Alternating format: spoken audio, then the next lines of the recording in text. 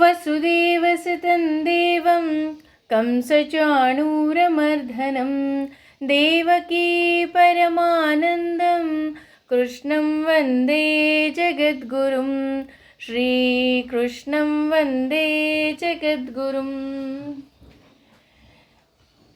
ಇಲ್ಲಿ ಭಗವಂತ ನಮಗೆ ಭಗವದ್ಗೀತೆ ಮೂಲಕ ಹೆಜ್ಜೆ ಹೆಜ್ಜೆಗೆ ಹೇಳಿದ್ವಲ್ಲ, ಹಂತ ಹಂತವಾಗಿ ಈಗ ಒಂದು ಮಗು ಸ್ವಿಮ್ಮಿಂಗ್ ಕಲಿಬೇಕು ಅಂತ ಹೋಗುತ್ತೆ ಅಂತ ಅಂದ್ಕೊಳ್ಳೋಣ. ಮಕ್ಕಳು ಯಾಕೆ, ನಾವೇ ಹೋಗ್ತೀವಿ ಅಂತಲೇ ಅಂದ್ಕೊಳ್ಳೋಣ. ಇಲ್ಲಿ ಏಕ್ದಮ್ ಎಸ್ ನೀವು ಸ್ವಿಮ್ಮಿಂಗ್ ಕಲಿಯೋಕ್ಕೆ ಬರ್ತಿದ್ದೀರಾ, ಬನ್ನಿ ಬನ್ನಿ ನಿಮಗೆ 10 ಫೀಟಲ್ಲಿ ಹೇಳ್ಕೊಡ್ತೀನಿ ಅಂತ ಯಾರಾದರೂ ಹೇಳ್ಕೊಡ್ತಾರಾ? ಇಲ್ಲ. ಮಕ್ಳಿಗಾದರೆ ಏನು ಮಾಡ್ತಾರೆ, ಅಲ್ಲಿ ಪಕ್ಕದಲ್ಲಿ ಒಂದು ಬೇಬಿ ಪೂಲ್ ಅಂತ ಇರುತ್ತೆ, ಪೂಲ್ ಪಕ್ಕನೇ ಒಂದು ಪುಟಾಣಿ ಪೂಲ್ ಇರುತ್ತೆ.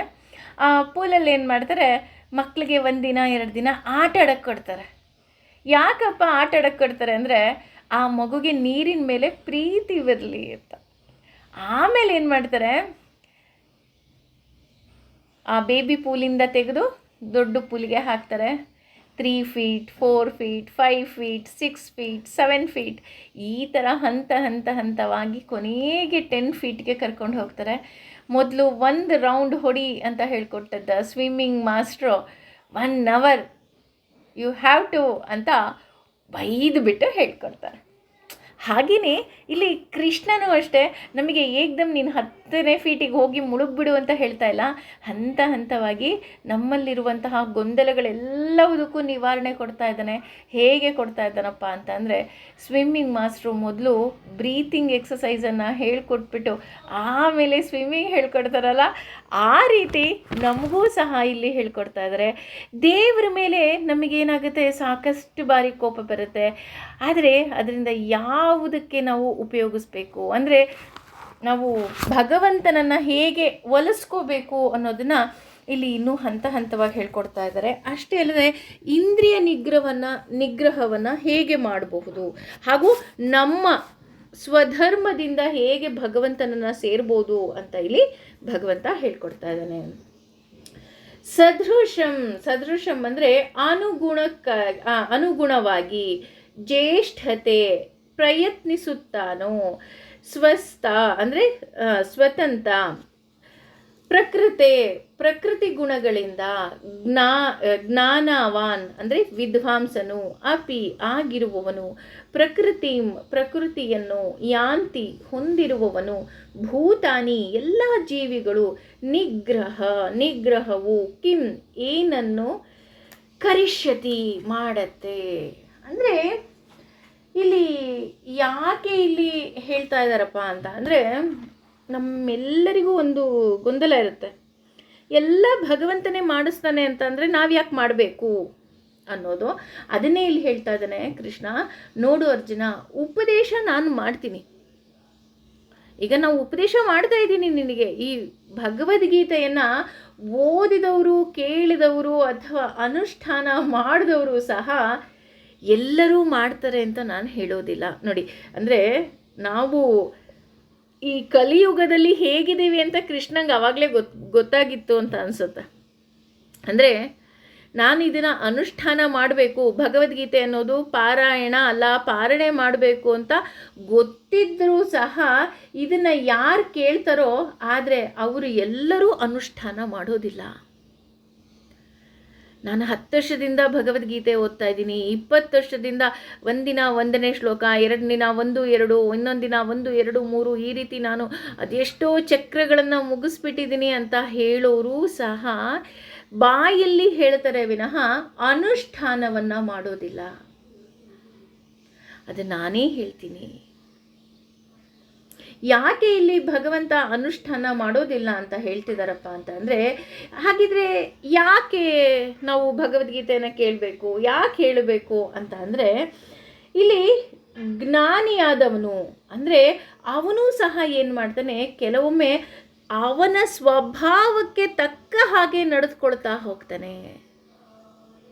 ನೋಡಿ ಎಷ್ಟು ಸುಂದರವಾಗಿ, ಅದಕ್ಕೆ ಹೇಳೋದು ಭಗವದ್ಗೀತೆ ಅನ್ನೋದು ನಾವು ಯಾವ ದೃಷ್ಟಿಕೋನದಿಂದ ನೋಡ್ತಾ ಹೋಗ್ತೀವೋ ಅಥವಾ ನಮ್ಮ ವಯಸ್ಸಿಗೆ, ನಮ್ಮ ಪರಿಸರಕ್ಕೆ, ನಮ್ಮ ಪರಿಸ್ಥಿತಿಗೆ ತಕ್ಕ ಹಾಗೆ ಭಗವದ್ಗೀತೆ ಅರ್ಥವನ್ನು ಹೇಳ್ಕೊಡ್ತಾ ಹೋಗುತ್ತೆ. ಅದಕ್ಕೆ ಇಲ್ಲಿ ಹೇಳ್ತಾ ಇದ್ದಾನೆ, ಜ್ಞಾನಿಯಾದವನು ಅಂದರೆ ಇಲ್ಲಿ ಜ್ಞಾನಿ ಅವನು, ಹಿ ನ್ಯೂ ಎವ್ರಿಥಿಂಗ್. ಉದಾಹರಣೆ ತಗೋಬೇಕು ಅಂತಂದರೆ ಇಲ್ಲಿ ನಾನು ಯಾರ ಹೆಸರು ಸಹ ತಗೊಳ್ತಾ ಇಲ್ಲ. ಎಷ್ಟೋ ಜನ ಮಠಾಧೀಶರು ಅಂತಾರೆ, ಪೀಠಾಧೀಶರು ಅಂತಾರೆ, ಅಥವಾ ತುಂಬ ದೊಡ್ಡ ಸ್ಥಾನದಲ್ಲಿರ್ತಾರೆ. ನನಗೆಲ್ಲ ಗೊತ್ತು, ಭಗವದ್ಗೀತೆ ಗೊತ್ತು, ಭಗವದ್ಗೀತೆಯ ಒಂದೊಂದು ಅರ್ಥವೂ ಗೊತ್ತು, ನನಗೆ ಕಂಠಸ್ಥ ಮಾಡೋದಕ್ಕೆ ಬರುತ್ತೆ ಅಂತ ಹೇಳಿದವರು ಸಹ ಇದರಲ್ಲಿ ನಾನು ಏನು ಹೇಳಿದ್ದೀನಿ ಅರ್ಜುನ ಅದರ ಹಾಗೆ ನಡ್ಕೊಳ್ಳೋದಿಲ್ಲ. ಯಾಕೆ ಅಂದರೆ ಅವರು ಅವರ ಸ್ವಭಾವಕ್ಕೆ ತಕ್ಕ ಹಾಗೆ ನಡ್ಕೊಳ್ತಾ ಹೋಗ್ತಾರೆ. ಉದಾಹರಣೆ, ಬೇವಿನ ಬೀಜವನ್ನು ಬಿತ್ತಿ ಅದು ದೊಡ್ಡ ಮರ ಮಾಡಿ ನೀನು ದಿನ ಅದಕ್ಕೆ ಜೇನನ್ನೇ ಹಾಕಿ ನೀನು ಬೆಳೆಸಿದ್ರೂ ಸಹ ಅದು ಅದರ ಕಹಿಯನ್ನು ಬಿಡುತ್ತಾ? ಬಿಡಲ್ಲ ಅಲ್ವಾ? ಅದು ಕಹಿಯಾಗೇ ಇರುತ್ತೆ. ಅದೆಲ್ಲೂ ಸಹ ಸಿಹಿಯನ್ನು ಕೊಡೋದಕ್ಕೆ ಸಾಧ್ಯವೇ ಇಲ್ಲ. ಹಾಗೆ ಇಲ್ಲಿ ಜ್ಞಾನಿಯಾದವನು ಸಹ ಅವನ ಸ್ವಭಾವಕ್ಕೆ ತಕ್ಕ ಹಾಗೆ, ಅದಕ್ಕೆ ಹೇಳ್ತಾ ಇದ್ದಾನೆ ಇಲ್ಲಿ ಸ್ವದೃಶಂ ಜ್ಯೇಷ್ಠಂತೆ, ಅಂದರೆ ಅವನ ಸ್ವಭಾವಕ್ಕೆ ತಕ್ಕ ಹಾಗೆ ಅವನು ಏನು ಮಾಡ್ತಾ ಹೋಗ್ತಾನೆ, ಅವನು ನಡ್ಕೊಳ್ತಾ ಹೋಗ್ತಾನೆ. ತಿಳಿಯದೆ ಮಾಡುವ ತಪ್ಪುಗಳು ಸಹಜ, ಇಲ್ಲಿ ಅವನು ಹೇಳ್ತಾ ಇದ್ದಾನೆ ಸಹಜ ಅದು. ಆದರೆ ಅವನ ಗುಣ ಸ್ವಭಾವ ಏನಿದೆ ಅದು ಅದನ್ನು ಮಾಡೋದಕ್ಕೆ ಬಿಡೋದಿಲ್ಲ. ಅಂದರೆ ಈಗ ನಾವು ತುಂಬ ಜನ ತಪ್ಪು ಮಾಡ್ತಾ ಇರ್ತಾರೆ, ನಾವು ಹೇಳ್ತಾ ಇರ್ತೀವಿ ಇಲ್ಲ ಈ ರೀತಿ ತಪ್ಪು ಮಾಡಬಾರ್ದು, ಅಥವಾ ಮಕ್ಕಳಿಗಿರ್ಬೋದು ಅಥವಾ ಇರಬಹುದು, ನಾವು ಹೇಳ್ತಾನೆ ಇರ್ತೀವಿ ನೋಡಿ ಈ ಥರ ತಪ್ಪು ಮಾಡಬಾರ್ದು, ಈ ಥರ ತಪ್ಪು ಮಾಡಿದ್ರೆ ಈ ಥರ ಆಗತ್ತೆ. ನಾವು ಹೇಳಿದ್ರೂ ಸಹ ಅವರು ಸರಿ ಮಾಡ್ಕೊಳ್ಳೋದೇ ಇಲ್ಲ.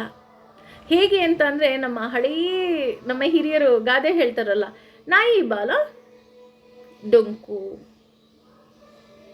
ಅಲ್ವಾ? ಅದು ಹೀಗೆ ಸುತ್ಕೊಂಡಿರುತ್ತೆ, ಅದು ನಾಯಿ ಬಾಲ. ಅದಕ್ಕೆ ನಾವು ದೆಬ್ಬೆ ಕಟ್ತೀವಿ ಅಥವಾ ಇನ್ನೇನೋ ಮಾಡ್ತೀವಿ. ಏನೇ ಮಾಡಿದ್ರು ಆ ದೆಬ್ಬೆ ಕಟ್ಟೋವರೆಗೂ ಅಷ್ಟೇ. ಎಷ್ಟೋ ಜನಕ್ಕೆ ಇಲ್ಲ ರೀ ಹೀಗಲ್ಲ, ಹೀಗೆ ಇದನ್ನು ನೀವು ಅರ್ಥ ಮಾಡ್ಕೋಬೇಕು, ಇದನ್ನು ನಿಮ್ಮ ಜೀವನದಲ್ಲಿ ಅಳವಡಿಸ್ಕೋಬೇಕು ಎಲ್ಲ ಹೇಳಿದ್ರೂ ಸಹ ಆ ದೆಬ್ಬೆ ಬಿಚ್ಚುತ್ತಿದ್ದ ಹಾಗೆ ಏನು ಮಾಡುತ್ತೆ, ಆ ನಾಯಿ ಬಾಲ ಮತ್ತೆ ಹೇಗಿತ್ತೋ ಹಾಗೆ ಟಕ್ ಅಂತ ಹೋಗುತ್ತೋ ಹಾಗೆ ನಾಯಿ ಬಾಲದ ಡೊಂಕಿನ ಕಥೆಯ ಹಾಗೆ ಅವರ ಸ್ವಭಾವ ಅವರಿಗೆ ಯಾವುದನ್ನು ಒಳಿತು ಮಾಡೋದಕ್ಕೆ ಬಿಡೋದಿಲ್ಲ. ಅದಕ್ಕೋಸ್ಕರ ರಜಸಗುಣ, ತಮಸಗುಣ ಅಥವಾ ಸಾತ್ವಿಕ ಗುಣಗಳು, ನಾವು ನಮ್ಮ ಗುಣವನ್ನೇ ಬದಲಾಯಿಸ್ಕೊಂಡ್ಬಿಡ್ಬೇಕು. ಯಾವ ರೀತಿ ಗುಣವನ್ನು ಬದಲಾಯಿಸ್ಕೋಬೇಕು? ನಾನು ಆದಷ್ಟು ಸಾತ್ವಿಕವಾದ ಚಿಂತನೆಯನ್ನೇ ಮಾಡ್ತಾ ಹೋಗಬೇಕು. ಹೌದು, ಕಷ್ಟ ಇಲ್ಲ ಅಂತ ನಾನು ಹೇಳೋದಿಲ್ಲ. ಆದರೆ ನಾವು ಅದೇ ರೀತಿ ನಡ್ಕೊಳ್ತಾ ಏನಾಗ್ತೀವಿ, ಒಂದಿನ ವಿ ವಿಲ್ ಬಿಕಮ್ ಪರ್ಫೆಕ್ಟ್. ಹೇಗೆ ಅಂತಂದರೆ ಇದಕ್ಕೊಂದು ಪುಟ್ಟ ಕತೆ ಹೇಳ್ತಾ ಹೋಗ್ತಾರೆ. ಒಬ್ಬ ಅವನು ಈಸ್ ಎ ಆವ್ರೇಜ್ ಸ್ಟೂಡೆಂಟ್. ಅವನು ತುಂಬ ರ್ಯಾಂಕ್ ಸ್ಟೂಡೆಂಟ್ ಅಲ್ಲ, ಆವ್ರೇಜ್ ಸ್ಟೂಡೆಂಟ್. ಎಲ್ರಿಗೂ ಗೊತ್ತಿರುತ್ತೆ ಅವನು ಆವ್ರೇಜ್ ಸ್ಟೂಡೆಂಟ್. 50 ಅಬ್ಬಬ್ಬಾ ಅಂದರೆ ಕಷ್ಟಪಟ್ಟರೆ ಒಂದು 60 ಮಾರ್ಕ್ಸ್ ತೊಗೋಬೋದಷ್ಟೇ. ಅವನು 100ಕ್ಕೆ 100 ಮಾರ್ಕ್ಸ್ ತೊಗೊಳೋದಕ್ಕೆ ಸಾಧ್ಯವೇ ಇಲ್ಲ ಅಂತ ಎಲ್ಲರಿಗೂ ಗೊತ್ತಿರುತ್ತೆ. ಊರವ್ರೆಲ್ರಿಗೂ ಗೊತ್ತಿದ್ರೂ ಸಹ ಇದ್ದಕ್ಕಿದ್ದ ಹಾಗೆ ಒಂದು ದಿನ ಫಲಿತಾಂಶ ಬರುತ್ತೆ. ಆ ಫಲಿತಾಂಶದಲ್ಲಿ ಅವನ ರಿಸಲ್ಟ್ ಬಂದು ಫಸ್ಟ್ ಕ್ಲಾಸ್ ಫಸ್ಟ್ ರ್ಯಾಂಕ್ ಅಂತ ಬಂದ್ಬಿಡುತ್ತೆ. ಎಲ್ರಿಗೂ ಆಶ್ಚರ್ಯ. ಈ ಹುಡುಗ ನೋಡಿದ್ರೆ 50 ಮೇಲೆ ಮಾರ್ಕ್ಸ್ ತೆಗೆಯೋ ಜಾಯಿಮಾನ್ದವನೇ ಅಲ್ಲ, ಆದರೆ ಇವನು ಇಡೀ ಸ್ಕೂಲಿಗೆ ಫಸ್ಟ್ ರ್ಯಾಂಕ್ ಎಲ್ಲಿಂದ ಬಂದನಪ್ಪ? ಬಂದ ತಕ್ಷಣ ಎಲ್ಲರಿಗೂ ಆಶ್ಚರ್ಯದ ಜೊತೆ ಅವನಿಗೆ ಪುರಸ್ಕಾರಗಳು ಹಾಗೂ ಸನ್ಮಾನಗಳು ಎಲ್ಲ ಮಾಡಲಿಕ್ಕೆ ಶುರು ಮಾಡ್ತಾರೆ. ಅವನಿಗೆ ಎಕ್ಸಾಂಪಲ್ ಕೊಡೋಕ್ಕೆ ಶುರು ಮಾಡ್ತಾರೆ ಎಲ್ಲರೂ. ನೋಡು, ಅವನು 50 ತೆಗಿತಿದ್ದವನು, ಅವನು ಫಸ್ಟ್ ರ್ಯಾಂಕ್ ಬಂದಿದ್ದಾನೆ, ನಿನಗೆ ಓದೋಕ್ಕಾಗಲ್ವಾ? ಅವನಿಗೆ ಎಂಥ ಜವಾಬ್ದಾರಿ ಬಂದ್ಬಿಡತ್ತಪ್ಪ ಅಂದರೆ, ಅಯ್ಯೋ ಅಲ್ವಾ, ಹೌದು ನಾನು ಓದಲೇಬೇಕು, ಈಗ ಓದಲಿಲ್ಲ ಅಂತ ಅಂದರೆ ಉಳಿದವರು ನನ್ನನ್ನು ದ್ವೇಷ ಮಾಡೋದಕ್ಕೆ ಶುರು ಮಾಡ್ತಾರೆ ಅಂತ ಏನು ಮಾಡ್ತಾನೆ, ಅವನಲ್ಲೇ ಒಂದು ಮನಪರಿವರ್ತನೆ ಆಗುತ್ತೆ. ಅವನು ನಿಜವಾಗ್ಲೂ ಸಹ PUCನಲ್ಲಿ ತುಂಬ ಉತ್ತಮ ಅಂಕವನ್ನು ತಗೊತಾರೆ, ಒಳ್ಳೆ ಓದುತ್ತಾನೆ, ಒಳ್ಳೆ ವಿದೇಶದಲ್ಲಿ ಕೆಲಸ ತಗೊಳ್ತಾನೆ, ಎಲ್ಲದರಲ್ಲೂ ಅವನು ಇದಕ್ಕಿದ್ದ ಹಾಗೆ ಬೆಸ್ಟ್ ಆಗಿಬಿಡ್ತಾನೆ. ಕೊನೆಗೆ ಅವನು ಕೆಲಸಕ್ಕೆ ಹೋಗ್ತಾ ಇರ್ತಾನೆ. ಅವನ ವಿದೇಶದ ಮನೆಗೆ ಒಂದು ಲೆಟರ್ ಬರುತ್ತೆ. We are extremely sorry to tell, ನೀವು 10th ನಿಮ್ಮ ರಿಸಲ್ಟ್ ಏನಿತ್ತು ಫಸ್ಟ್ ರ್ಯಾಂಕ್ ಅಂತ ಬಂದ್ಬಿಟ್ಟಿತ್ತು, ಅದು ನೀವು ಫಸ್ಟ್ ರ್ಯಾಂಕ್ ಅಲ್ಲ, ನೀವು ಫಸ್ಟ್ ಕ್ಲಾಸಲ್ಲಿ ಅಷ್ಟೇ ಪಾಸಾಗಿದ್ದಿದ್ದು, ಅದು ಏನೋ ಸ್ಕೂಲಲ್ಲಿ ಏನೋ ಒಂದು ತಪ್ಪಾಗ್ಬಿಟ್ಟು ಎಲ್ಲೋ ತಪ್ಪಾಗಿ ಹೋಗ್ಬಿಟ್ಟಿತ್ತು, ಕ್ಷಮೆ ಇರಲಿ ಅಂತ ಅವರ ವಿದೇಶದ ಮನೆಗೆ ಒಂದು ಲೆಟರ್ ಬರುತ್ತಂತೆ. ಆಗ ಅವನಿಗೆ ನೋಡಿ ತುಂಬ ನಗು ಬರುತ್ತಂತೆ. ಅಯ್ಯೋ ನೋಡು, ನಾನು ಹೆಂಗಾಗೋಯ್ತಲ್ವ ನನ್ನ ಜೀವನ. ಅಂದರೆ ಅದು ತಪ್ಪೇ ಆಗಿದ್ರೂ ಸಹ ಅವನ ಮನ ಪರಿವರ್ತನೆ, ಅಂದರೆ ಅವನ ಅಂತರಾತ್ಮದಿಂದ ಅವನು ಬದಲಾದಾಗ ಅವನು ಏನನ್ನು ಬೇಕಾದ್ರೂ ಸಾಧಿಸ್ದ. ಹಾಗೆಯೇ ಇಲ್ಲಿ ನಾವು ಯಾವ ಗುಣದಲ್ಲಿ ಹುಟ್ಟಿದ್ದೀವಿ, ಯಾವ ವರ್ಣದಲ್ಲಿದ್ದೀವಿ, ಅಥವಾ ಯಾವ ವರ್ಣಾಶ್ರಮದಲ್ಲಿ ಇದ್ದೀವಿ ಅನ್ನೋದು ಮುಖ್ಯ ಆಗೋದಿಲ್ಲ. ಎಲ್ಲದಕ್ಕಿಂತ ಮುಖ್ಯ ಆಗೋದು ಯಾವಾಗ ಅಂದರೆ ನನ್ನ ಮನ ಪರಿವರ್ತನೆ ನಾನೇ ಮಾಡಿಕೊಂಡಾಗ. ಹೌದು, ಭಗವದ್ಗೀತೆಯ ಒಂದೇ ಒಂದು ಶ್ಲೋಕದ ಅರ್ಥವನ್ನಾದರೂ ನನ್ನ ಜೀವನದಲ್ಲಿ ನಾನು ಅಳವಡಿಸ್ಕೋಬೇಕು. ಆ ರೀತಿ ಬಂದಾಗ ಮಾತ್ರ ಸ್ವಭಾವವನ್ನು ನಾವು ಅನುಸರಿಸ್ತಾ ಹೋಗ್ತೀವಿ. ಇದರಿಂದ ಏನಾಗುತ್ತಪ್ಪ ಅಂದರೆ ನಮ್ಮ ಪಂಚೇಂದ್ರಿಯಗಳು ಹಾಗೂ ಕರ್ಮೇಂದ್ರಿಯಗಳು ಅದಕ್ಕೆ ತಕ್ಕಂತಹ ಕೆಲಸಗಳನ್ನು ಮಾಡ್ತಾ ಹೋಗುತ್ತೆ. ಇಲ್ಲಪ್ಪ, ನಾನು ಪ್ರತಿದಿನ ಒಬ್ಬರಿಗೆ ಸಹಾಯ ಮಾಡಲೇಬೇಕು, ನನ್ನ ಕೈಲಿ ಎಷ್ಟು ಸಹಾಯ ಮಾಡೋಕ್ಕಾಗುತ್ತೋ ಅಷ್ಟು ಸಹಾಯವನ್ನು ಮಾಡಬೇಕು. ಅಥವಾ ಭಗವಂತ ಈ ದೇಹವನ್ನು ಉಡುಗೊರೆಯಾಗಿ ಕೊಟ್ಟಿದ್ದಾನೆ, ಹಾಗಾಗಿ ಈ ದೇಹವನ್ನು, ಈ ಜೀವನವನ್ನು ನಾನು ಆನಂದಿಸ್ತೀನಿ. ಯಾವತ್ತೂ ನಾನು ಅಳೋದಿಲ್ಲ, ರೋಧಿಸೋದಿಲ್ಲ. ಯಾಕೆ ರೋಧಿಸ್ಬೇಕು? ಎಲ್ಲರಿಗೆ ಏನು ಕಷ್ಟ ಇದೆಯೋ ಅದೇ ರೀತಿ ನನಗೂ ಕಷ್ಟ ಇದೆ. ಆದರೆ ಹೇಗೆ ಅಮ್ಮ ಜಾಸ್ತಿ ಹೊರೋದಕ್ಕೆ ಸಾಧ್ಯ ಅಂತ ಮಕ್ಕಳಿಗೆ ಹೇಗೆ ಬ್ಯಾಗನ್ನು ಕೊಡ್ತಾಳೋ ಹಾಗೆ ಭಗವಂತ ನನಗೆ ಕೊಟ್ಟಿದ್ದಾನೆ. ಇದರ ಅರ್ಥ ಏನು ಅಂದರೆ ನಾನು ಇನ್ನೂ ಸಹ ಇದನ್ನು ಹೊರೋದಕ್ಕೆ ಸಾಧ್ಯ ಇದೆ ಅಂತ. ಹಾಗಾಗಿ ನಾನೇನು ಮಾಡ್ತೀನಿ, ಇದರಿಂದ ನಾನು ಹೊರ ಬರ್ತೀನಿ. ನಮ್ಮ ಸ್ವಭಾವಗಳು ಹೇಗೆ ಪರಿಣಾಮ ಆಗುತ್ತೆ ಅಂದರೆ, ಈ ದೇವಸ್ಥಾನದ ಮುಂದೆ ಭಿಕ್ಷುಕರು ಕೂತಿರ್ತಾರೆ. ಅವರು 3 ಜನ ಭಿಕ್ಷುಕರು ಏನು ಮಾಡ್ತಾ ಇರ್ತಾರೆ, ಯಾರಾದರೂ ಭಕ್ತರು ಬರ್ತಿದ್ದಂಗೆ ಗೋವಿಂದ ಕೃಷ್ಣ ನಾರಾಯಣ, ಗೋವಿಂದ ಕೃಷ್ಣ ನಾರಾಯಣ ಅಂತ ಹೇಳ್ತಾರೆ. ನೋಡಿದವ್ರಿಗೆಲ್ಲ ಅಪ್ಪ ಇವ್ರೇನಪ್ಪ ಇವರು ಇಷ್ಟೊಂದು ದೇವರ ನಾಮಸ್ಮರಣೆ ಮಾಡ್ತಾರೆ ಅಂತ ಅನಿಸುತ್ತೆ. ಆದರೆ ಅವ್ರು ಹೇಳೋದೇನೋ ಗೊತ್ತಾ, ಒಬ್ಬನಿಗೆ ಹೇಳೋದು ಗೋವಿಂದ ಅಂದರೆ ಒಳ್ಳೆ ಮಾಲಿರೋ ಗಿರಾಕಿ ಅಪ್ಪ ಅಂತ. ಅವನು ಕೃಷ್ಣ ಕೊಡ್ತಾನ, ಇನ್ನೊಬ್ಬ ನಾರಾಯಣ ಎಸ್ ಕೊಡ್ಬೋದು. ಅಂದರೆ ಇಲ್ಲಿ ಹೊರಗಡೆ ಬಾಯಲ್ಲಿ ಗೋವಿಂದ ನಾರಾಯಣ ಕೃಷ್ಣ ಅಂತ ಹೇಳ್ತಾ ಇದ್ದಾನೆ, ಆದರೆ ಅವನ ಅಂತರಾತ್ಮದಲ್ಲಿ ಏನಿದೆ, ನನಗೆ ಎಷ್ಟು ದುಡ್ಡು ಬರುತ್ತೆ. ನಾವು ದೇವಸ್ಥಾನಕ್ಕೆ ಹೋದಾಗಲೂ ಅಷ್ಟೇ, ಪುರೋಹಿತರುಗಳು ಮಾಡುವಂತಹ ಕೆಲವರು ಮಾಡುವಂತಹ ಕೆಲಸ ಏನು ಅಂತ ಅಂದರೆ, ಯಾರು ಎಷ್ಟು ಮಂಗಳಾರತಿಗೆ ದುಡ್ಡು ಹಾಕ್ತಾರೆ. ಎಷ್ಟೋ ಕಾರ್ಯಕ್ರಮಗಳಲ್ಲಿ ಮಂಗಳಾರತಿಯನ್ನು ಮಾಡಿ ಪ್ರತಿ ಸಲನೂ ಭಕ್ತರ ಮುಂದೆ ತಂದಿಡ್ತಾರೆ. ಏಕೆಂದರೆ ಯಾರಾದರೂ ದುಡ್ಡು ಹಾಕ್ತಾರೆ. ಅಂದರೆ ಇಲ್ಲಿ ನೋಡಿ, ಮಂಗಳಾರತಿ ಅನ್ನೋದು ಎಷ್ಟು ಪವಿತ್ರವಾದಂತಹ ಕಾರ್ಯ ಅಂತ ಅಂದರೆ, ಅದು ಭಗವಂತನಲ್ಲಿರುವಂತಹ ಒಂದು ಪಾಸಿಟಿವ್ ಎನರ್ಜಿಯನ್ನು ನಮಗೆ ತಲುಪಿಸುವಂತಹ ಕೆಲಸವನ್ನು ಮಾಡುತ್ತೆ. ಆದರೆ ಕೆಲವರು ಅದನ್ನೂ ದುರುಪಯೋಗ ಮಾಡ್ಕೊಳ್ತಾರೆ. ಕೆಲವರು ದೇವಸ್ಥಾನವನ್ನು ಕಟ್ತಾರೆ. ಯಾಕೆ ಅಂತಂದರೆ ಪುಣ್ಯ ಬರಲಿ ಅಂತ ಅಲ್ಲ, ಎಷ್ಟು ದುಡ್ಡು ಬರುತ್ತೆ ಅಂತ. ಹೌದಾ, ನೀವು ದೇವಸ್ಥಾನ ಪುಣ್ಯ ಸಂಪಾದನೆ ಮಾಡೋದಕ್ಕೋಸ್ಕರ ಮಾಡಿದ್ದೀರಾ? ಹಾಗಿದ್ರೆ ಕೆಲವು ದೇವಸ್ಥಾನ ಇದೆ ಕಣ್ರಿ, ತುಂಬ ಖುಷಿಯಾಗುತ್ತೆ. ನಮ್ಮ ಮೈಸೂರಿನಲ್ಲೇ ಇದೆ. ಯಾವುದಪ್ಪ ಅಂತಂದರೆ ಬ್ಯಾಕ್ ವಾಟ್ರಲ್ಲಿ ದೇವಸ್ಥಾನ, ಕೃಷ್ಣನ ದೇವಸ್ಥಾನ. ಅಲ್ಲಿ ದಾನಿಗಳು ಕಟ್ಟಿಸಿದರೆ ಆ ದೇವಸ್ಥಾನದಲ್ಲಿ ಹುಂಡಿನೇ ಇಲ್ಲ. ಅಲ್ಲಿ ಹುಂಡಿನೇ ಇಲ್ಲ. ಯಾಕಿಲ್ಲ? ನಾನಿಲ್ಲಿ ಪುಣ್ಯ ಸಂಪಾದನೆಗೋಸ್ಕರ ಈ ಕೆಲಸವನ್ನು ಮಾಡಿದ್ದು, ಇಲ್ಲಿ ಯಾವುದೋ ಹಣವನ್ನು ಸಂಪಾದನೆ ಮಾಡೋದಕ್ಕಲ್ಲ ಅಂತ. ನೋಡಿ, ಅದರ ಹಿಂದಿನ ಭಾವನೆ ಎಷ್ಟು ಸುಂದರವಾಗಿದೆ ಅಲ್ವಾ? ಎಷ್ಟೋ ಕಡೆ ಇನ್ನೂ ದೇವಸ್ಥಾನ ಪ್ರತಿಷ್ಠಾಪನೆ ಮಾಡಿರೋದಿಲ್ಲ. ಒಂದು ಯಾವುದೋ ಒಂದು ವಿಗ್ರಹವನ್ನು ತಂದು ಇಟ್ಬಿಟ್ಟು ಪಾಪ ಅದನ್ನು ಏನು ಶೆಡ್ಡಲ್ಲಿ ಇಟ್ಟಿರ್ತಾರೆ. ದೇವಸ್ಥಾನ ದೇವರ ವಿಗ್ರಹ ಸ್ಥಾಪನೆ ಆಗೋದಕ್ಕಿಂತ ಮುಂಚೆನೇ ಅಲ್ಲಿ ಒಂದು ಹುಂಡಿಯ ಸ್ಥಾಪನೆ ಆಗಿಬಿಟ್ಟಿರುತ್ತೆ. ಯಾಕೆ? ನನಗೆ ಎಷ್ಟು ದುಡ್ಡು ಬರುತ್ತೆ ಇದರಿಂದ? ಹೇಳೋದೇನು, ನಾನು ಧರ್ಮ ಕಾರ್ಯವನ್ನು ಮಾಡ್ತಾ ಇದ್ದೀನಿ, ನಮ್ಮದೇ ಆದಂತಹ ಒಂದು ಟೀಮ್ ಇದೆ, ನಾವು ದೇವಸ್ಥಾನ ಕಟ್ತಾ ಇದ್ದೀವಿ.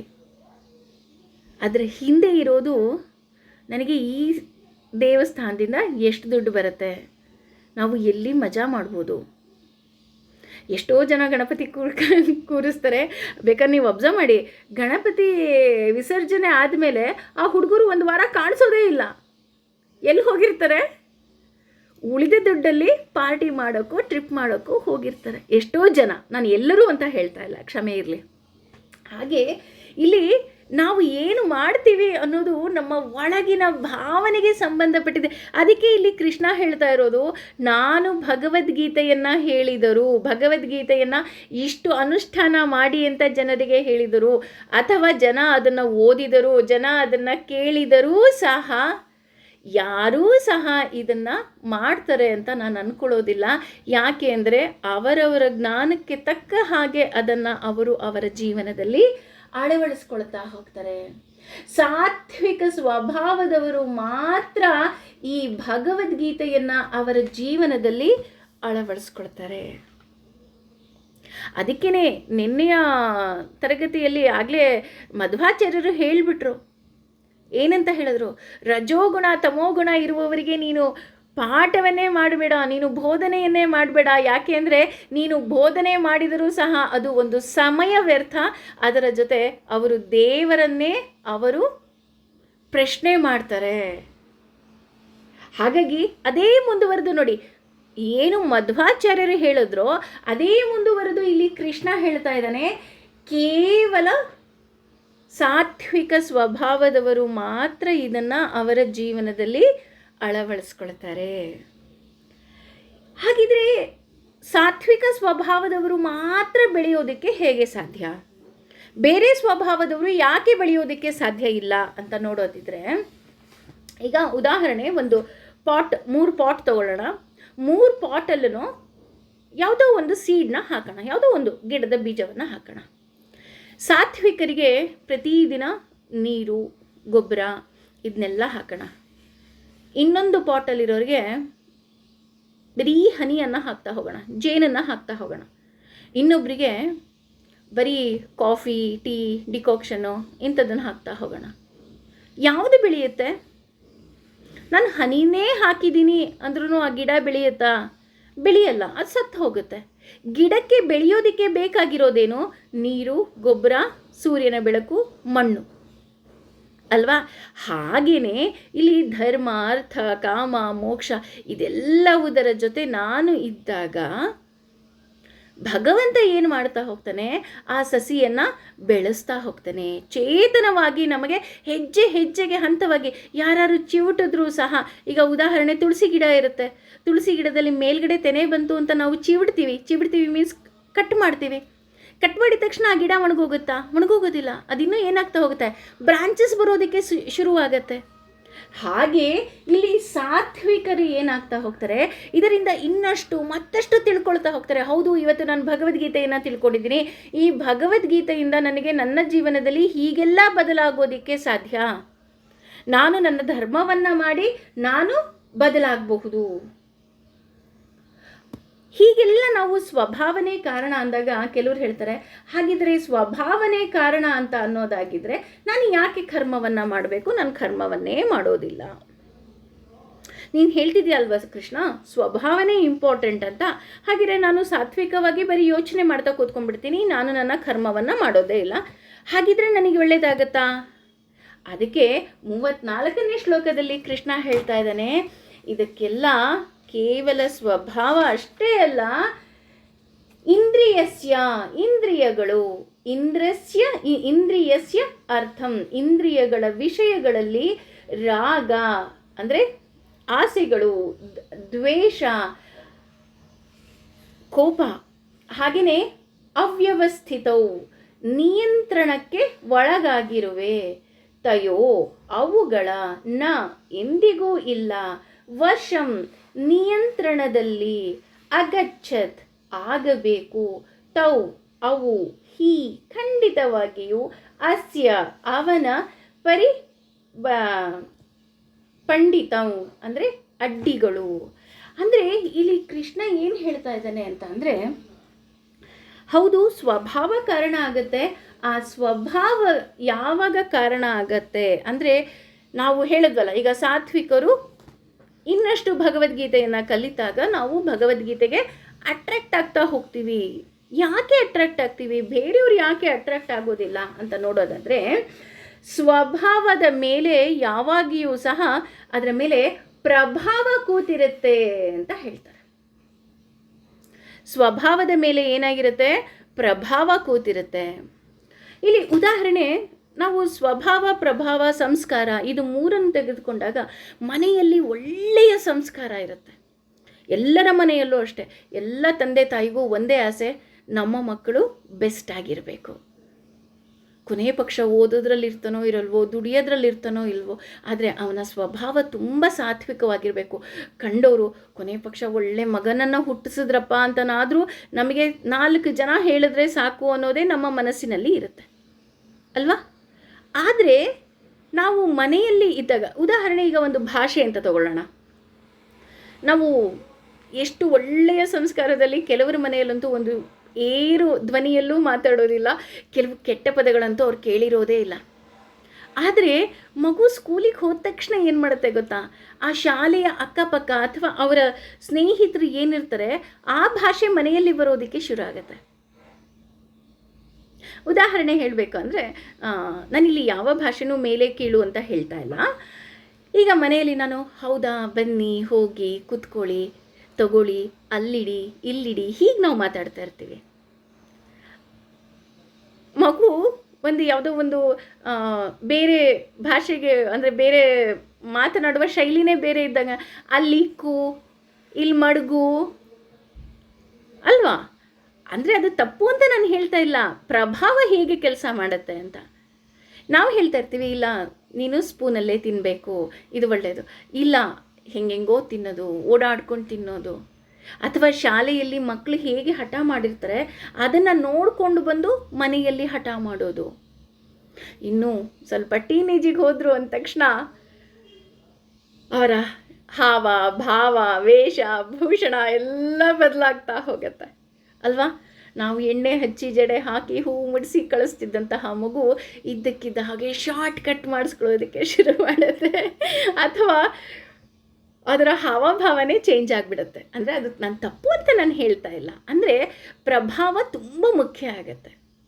ಹಾಗಾಗಿ ಇಲ್ಲಿ ಪ್ರಭಾವ ಹೇಗೆ ಬದಲಾಗಬಹುದು ಅಥವಾ ಹೇಗೆ ಬದಲಾಗುತ್ತೆ ಅನ್ನೋದಕ್ಕೆ, ಒಬ್ಬರು ಗುರುಗಳಿರ್ತಾರೆ, ರಾಜಗುರುಗಳಾಗಿರ್ತಾರೆ. ಅವರಿಗೆ ಅವರ ಮನೆಯಲ್ಲಿ ಒಂದು ಗಂಡು ಮಗುವಿನ ಜನನ ಆಗುತ್ತೆ. ಗಂಡು ಮಗುವಿನ ಜನನ ಆದಾಗ ಅವರೇನು ಮಾಡ್ತಾರೆ, ಆ ಮಗುವಿನ ಜಾತಕವನ್ನು ಅವರೇ ಬರೀತಾರೆ. ಜಾತಕವನ್ನು ಬರೆದು ಅವರು ಓದಿದಾಗ ಗೊತ್ತಾಗುತ್ತೆ ಈ ಮಗು ಮುಂದೆ ದೊಡ್ಡ ಕಳ್ಳನಾಗ್ಬಿಡ್ತಾನೆ ಅಂತ.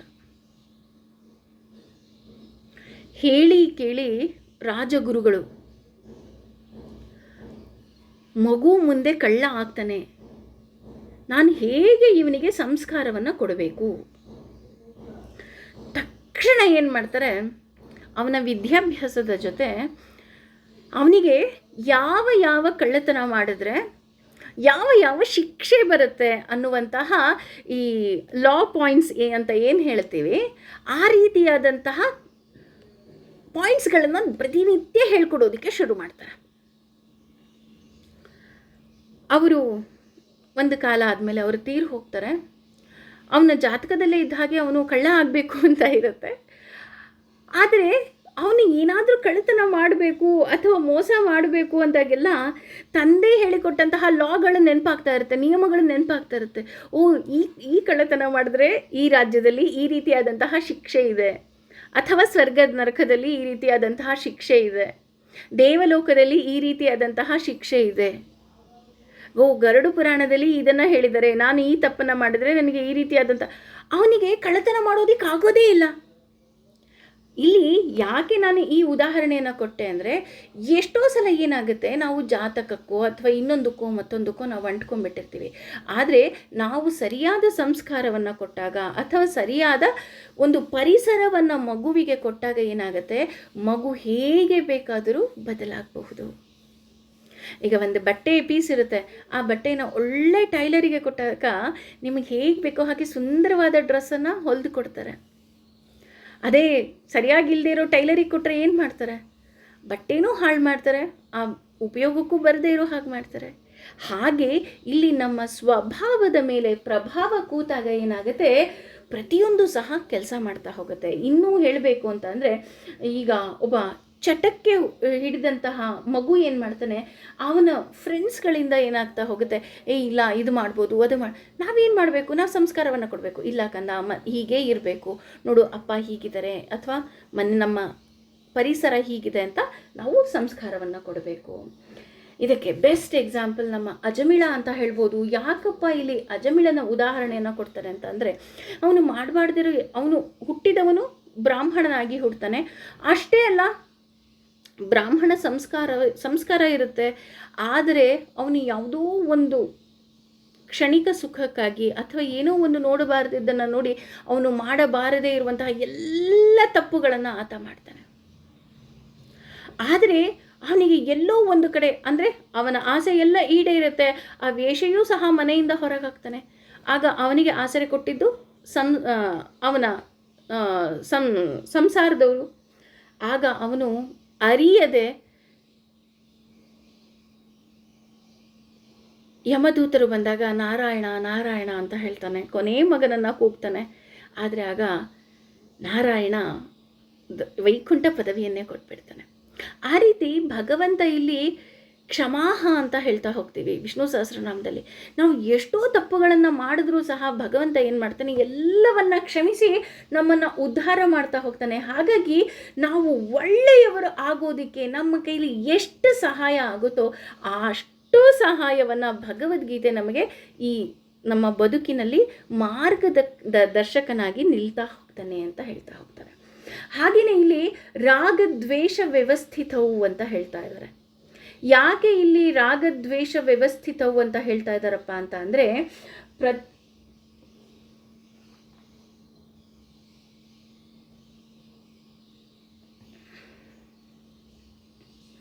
ಇಲ್ಲಿ ನಮ್ಮ ರಾಗ ಅಂತ ಅಂದರೆ ಬೇಕು ಬೇಕು ಬೇಕು ಅನ್ನುವಂತಹ ಗುಣ, ದ್ವೇಷ ಬೇಡ ಅನ್ನೋ ಗುಣ. ಅಂದರೆ ಇದು ಬೇಕು ಅದು ಬೇಡ ಅದು ಬೇಡ ಇದು ಬೇಕು. ಇಲ್ಲಿ ಬೇಕು ಅಂದರೆ ಏನು ಬೇಕು ನಮಗೆ? ಈ ಕೇವಲ ಸಂಪತ್ತು. ನನಗೆ ಈ ಥರ ಬಟ್ಟೆ ಬೇಕು, ನನಗೆ ಕಾರ್ ಬೇಕು, ನನಗೆ ಮನೆ ಬೇಕು, ನನಗೆ ಭಕ್ತಿ ಬೇಡ, ದೇವರು ಬೇಡ. ಯಾವತ್ತಾದ್ರೂ ನಾವು ಸುಖದಲ್ಲಿ ದೇವರನ್ನ ಜ್ಞಾಪಿಸ್ಕೊಂಡಿದ್ದೀವ? ಇಲ್ಲ. ಆದರೆ ನಾವು ಇಲ್ಲಿ ರಾಗದ್ವೇಷವನ್ನು ಬಿಟ್ಟು ಹೊರಗಿನ ಪ್ರಪಂಚವನ್ನು ಆಸೆಯನ್ನು ಬಿಟ್ಟು ನಮ್ಮ ಒಳಗೆ ಭಗವಂತ ಇದ್ದಾನೆ, ನನ್ನ ಕೈಯಿಂದ ಈ ರೀತಿ ಕಾರ್ಯಗಳನ್ನು ಮಾಡಿಸುತ್ತಿದ್ದಾನೆ ಅಂತ ಅಂದಾಗ ಮಾತ್ರ ನಮ್ಮ ಮೇಲೆ ಈ ಭಗವದ್ಗೀತೆ ಪರಿಣಾಮ ಬೀರ್ತಾ ಹೋಗುತ್ತೆ. ಅಷ್ಟೇ ಅಲ್ಲ, ಇಲ್ಲಿ ಇನ್ನೂ ಒಂದು ಹೇಳ್ತಾ ಇದ್ದಾರೆ, ಈ ದಾರಿ, ಈಗ ನಾವು ಯಾವುದೋ ಒಂದು ಬೆಟ್ಟವನ್ನು ಹತ್ತಬೇಕು ಅಂತ ಅಂದಾಗ ಆ ದಾರಿಯಲ್ಲಿ ಏನಾಗುತ್ತೆ, ಕಲ್ಲು ಮುಳ್ಳು ಎಲ್ಲವುದೂ ಸಹ ಇರುತ್ತೆ. ಯಾರು ಏನು ನಮಗೆ ಟಾರ್ ರೋಡ್ ಹಾಕ್ಕೊಟ್ಬಿಟ್ಟು ಹತ್ತಿ ಅಂತ ಹೇಳಲ್ಲ ಅಲ್ವಾ? ಆದರೆ ಈ ಭಗವದ್ಗೀತೆ ಏನು ಮಾಡುತ್ತೆ, ನಮಗೆ ಕಾಲಿಗೆ ಚಪ್ಪಲಿಯನ್ನು ಹಾಕಿ ನಡೆದ ಹಾಗೆ. ಅಂದರೆ ನೋಡು, ನೀನು ಈ ಮಾರ್ಗದಲ್ಲಿ ಹೋಗ್ತಿದ್ಯಾ ಅಲ್ವಾ, ಈ ಮಾರ್ಗದಲ್ಲಿ ಈ ರೀತಿಯಾಗಿ ಹೋಗು. ಅಂದರೆ ಭಗವಂತನನ್ನು ಕಾಣಬೇಕು ಅನ್ನೋದು ನಿನ್ನ ಆಸೆ ಇದ್ದರೆ ಕೇವಲ ನಿನ್ನ ಕರ್ಮಗಳಿಂದ ನೀನು ಭಗವಂತನನ್ನು ಕಾಣಬಹುದು. ಪ್ರಹ್ಲಾದ ಹೇಳ್ತಾನಲ್ಲ, ಅಮ್ಮ ನೀನು ವಿಷ ಕೊಟ್ಟರೂ ಸಹ ಅದು ಅಮೃತನೇ. ಹಾಗೆ ಇಲ್ಲಿ ಭಗವಂತ ನಮಗೆ ಹಾಗಲಕಾಯಿಯ ಜ್ಯೂಸನ್ನು ಕೊಡ್ತಾ ಇದ್ದಾನೆ. ಹಾಗಲಕಾಯಿ ಜ್ಯೂಸ್ ಯಾಕಪ್ಪ ಕೊಡ್ತಾ ಇದ್ದಾನೆ ಅಂದರೆ, ನಾವು ನಮ್ಮ ಆರೋಗ್ಯವನ್ನು ಇಂಪ್ರೂವ್ ಮಾಡಿಕೊಳ್ಳಿ ಅಂತ. ಹಾಗೆಯೇ ಈ ಭಗವದ್ಗೀತೆಯನ್ನು ನಾವು ಕಲ್ತ್ಕೊಂಡೇ ಇಲ್ಲ ಅಥವಾ ರಾಗದ್ವೇಷದಲ್ಲೇ ನಾವು ತೊಡಗಿದ್ದೀವಿ ಅಂತ ಅಂದರೆ ಅದರ ಅರ್ಥ ಈ ರಾಡಿ ಮಣ್ಣಲ್ಲಿ ಅಥವಾ ರಾಡಿ ನೀರಲ್ಲಿ ಪಾತ್ರೆಯನ್ನು ತೊಳೆದ ಹಾಗೆ ಅಂತ. ಒಂದು ವೈಟ್ ಕಲರ್ ಬಟ್ಟೆ ಹಾಕ್ಕೊಂಡಿರ್ತೀವಿ, ಎಲ್ಲೋ ಸ್ವಲ್ಪ ಕಲೆ ಆಗಿರುತ್ತೆ. ಅಯ್ಯೋ ಕಲೆ ಆಗಿದೆಯಾ ಅಂತ ನಾನು ರಾಡಿ ಮಣ್ಣಲ್ಲಿ ರಾಡಿ ಇರೋ ನೀರಿನಲ್ಲಿ, ಅಂದರೆ ಕೊಚ್ಚೆ ಆಗಿರೋ ನೀರಲ್ಲಿ ನಾನೇನಾದರೂ ಆ ಬಟ್ಟೆಯನ್ನು ತೊಳೆದ್ರೆ ಏನಾಗ್ತಾ ಹೋಗುತ್ತೆ, ಪೂರ್ತಿ ಬಟ್ಟೆಯೇ ಹಾಳಾಗುತ್ತೆ. ಅಥವಾ ಆ ರಾಡಿ ಇರುವ ನೀರಿನಲ್ಲಿ ನಾನು ಪಾತ್ರೆಯನ್ನು ತೊಳೆದ್ರೆ ಏನಾದರೂ ಶುಭ್ರವಾಗತ್ತಾ? ಆಗೋದಿಲ್ಲ. ಹಾಗೆಯೇ ನಾವು ನಮ್ಮ ಹೊರಗಿನ ಪ್ರಪಂಚವನ್ನು ಅಥವಾ ನಮ್ಮ ಫ್ರೆಂಡ್ ಸರ್ಕಲ್ ಇರ್ಬೋದು ಅಥವಾ ಮನೆಯ ಪರಿಸರವನ್ನು ಇರ್ಬೋದು, ನಾವು ಆದಷ್ಟು ತಿಳಿಗೊಳಿಸೋದಕ್ಕೆ ಪ್ರಯತ್ನವನ್ನು ಮಾಡಬೇಕು. ಹೇಗೆ ತಿಳಿಗೊಳಿಸ್ಬೇಕು? ನಾನು ಸೈಲೆಂಟಾಗಿದ್ದರೂ ಮನೆಯಲ್ಲಿ ಕೂಗಾಡೋದಕ್ಕೆ ಶುರು ಮಾಡ್ತಾರೆ, ಅಥವಾ ನಾನು ಒಳ್ಳೆಯವರಿದ್ದರೂ ಸಹ ನನ್ನ ಪರಿಸರ ಒಳ್ಳೆಯದಿಲ್ಲ.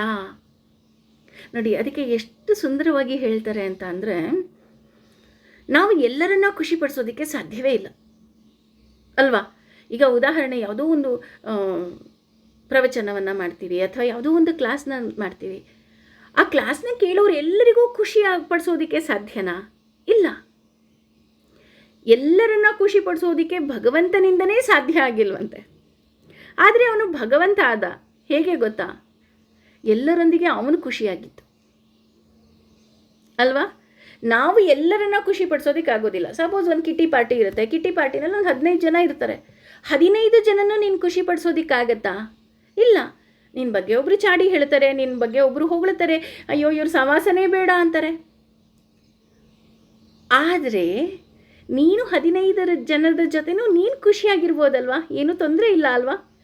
ಅವರು ನಿನ್ನಿಂದ ಖುಷಿ ಆಗೋದಿಲ್ಲ, ಆದರೆ ಅರವರಷ್ಟು ಜನರ ಜೊತೆ ನೀನು ಖುಷಿಯಾಗಿರ್ಬೋದು. ಅದರಿಂದ ಏನಾಗುತ್ತೆ? ನೀನು ಖುಷಿಯಾಗಿದೆಯಾ? ಹಾಗೇನೆ ನೀನು ನಿನ್ನ ಪರಿಸರವನ್ನು, ಅಂದರೆ ಕೆಲವೊಮ್ಮೆ ಏನಾಗುತ್ತೆ, ಸಾಕಷ್ಟು ಬಾರಿ ನಾವು ನಮ್ಮ ಈ ರಾಡಿ ಆಗಿರುವಂತಹ ಈ ನೀರೇನಿದೆ ಆ ನೀರನ್ನು ತಿಳಿಗೊಳಿಸ್ಬೇಕು ಅನ್ನೋದಕ್ಕೆ ಏನೂ ಮದ್ದಿಲ್ಲ. ಅದಕ್ಕೆ ಮದ್ದಿರೋದು ಒಂದೇ, ನಾವು ಟೈಮ್ ಕೊಡಬೇಕು. ಹಾಗೆಯೇ ಎಷ್ಟು ಬದಲಾಗುತ್ತೋ ಅಷ್ಟು ಬದಲಾಯಿಸೋಣ. ಬದಲಾಯಿಸೋದಕ್ಕಾಗೋದಿಲ್ವಾ? ಸಮಯವನ್ನು ಕೊಡೋಣ.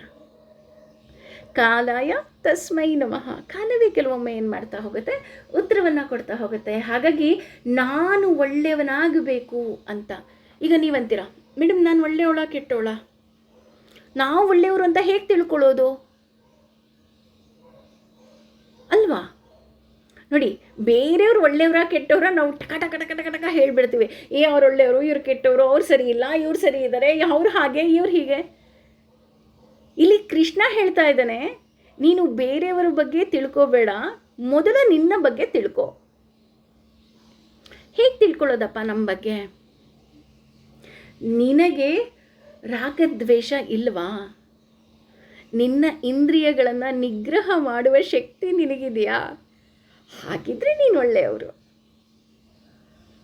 ಎಷ್ಟು ಸುಲಭ ಮಾರ್ಗ ಅಲ್ವಾ? ಅಂದರೆ ನಾವು ಒಳ್ಳೆಯವರ ಕೆಟ್ಟವರ? ನಿನಗೆ ಎಲ್ಲ ಇಂದ್ರಿಯಗಳನ್ನು ನಿಗ್ರಹ ಮಾಡೋ ಶಕ್ತಿ ಇದೆಯಾ? ನಿನಗೆ ಯಾರಾದರೂ ಬೈದರೂ ಅದನ್ನೆಲ್ಲ ಅಕ್ಸೆಪ್ಟ್ ಮಾಡೋ ಶಕ್ತಿ ಇದೆಯಾ? ಯಾರು ನಿನಗೆ ಹೊಗಳಲಿಲ್ಲ ಆದ್ರೂ ನೀನು ಖುಷಿಯಾಗಿರ್ತೀಯಾ? ಹಾಗಿದ್ರೆ ನೀನು ಒಳ್ಳೆಯವರು, ಹಾಗಿದ್ರೆ ನೀನು ಸಾತ್ವಿಕರು. ನೀವು ಸಾತ್ವಿಕರಾಗಿದ್ದಾಗ ಭಗವಂತ ನಿನಗೆ ಇನ್ನಷ್ಟು ಒಳ್ಳೇದು ಮಾಡ್ತಾ ಹೋಗ್ತಾನೆ.